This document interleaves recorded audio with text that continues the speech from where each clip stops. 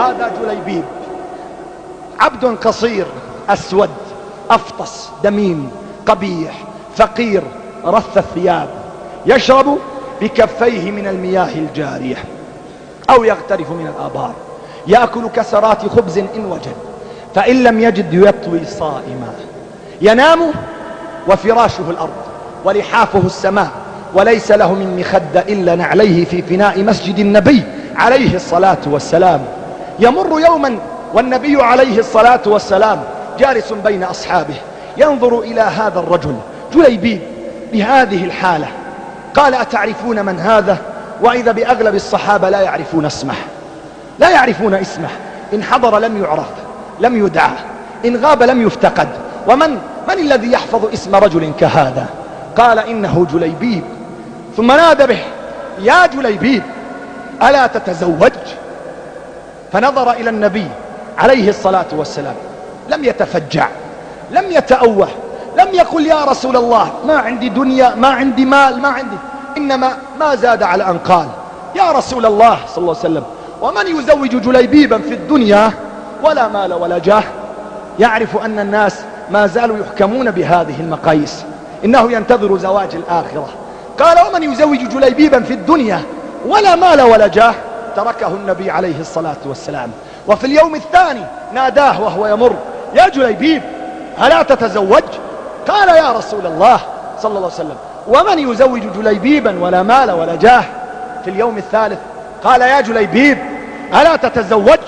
فالتفت مستغرب من نداء النبي صلى الله عليه وسلم، قال: قلت لك يا رسول الله صلى الله عليه وسلم من الذي يزوج جليبيبا ولا مال ولا جاه؟ قال: يا جليبيب اذهب إلى بيت فلان الأنصاري واخطب ابنته وقل: أرسلني رسول الله صلى الله عليه وسلم ويقول لكم زوجوني ابنتكم. وكانت الفتاة من أجمل نساء الأنصار، من أجمل فتيات دور الأنصار.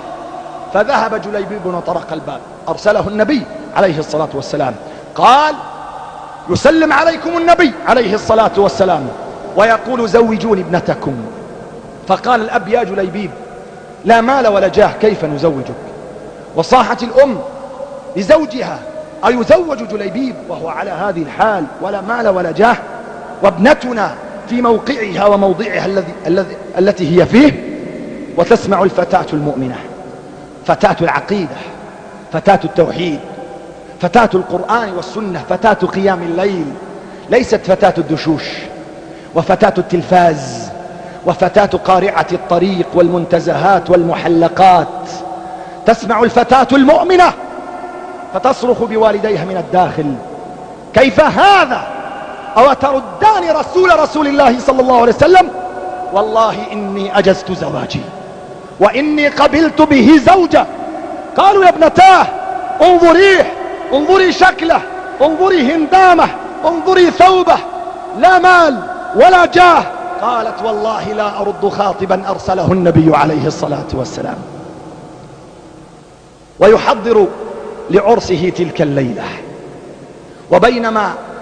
بينما مراسيم الزفاف على بساطتها تعقد، إذ بمنادي الجهاد يصرخ في الخارج: يا خيل الله اركبي، يا خيل الله اركبي.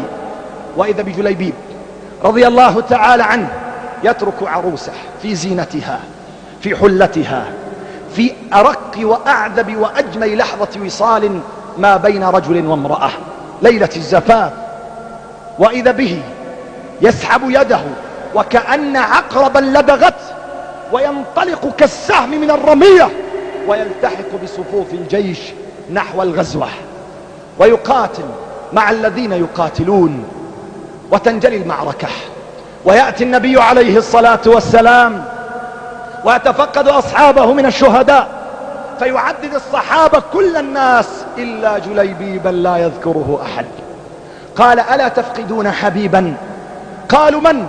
قال: أفقد حبيبي جليبيب، أفقد حبيبي جليبيب.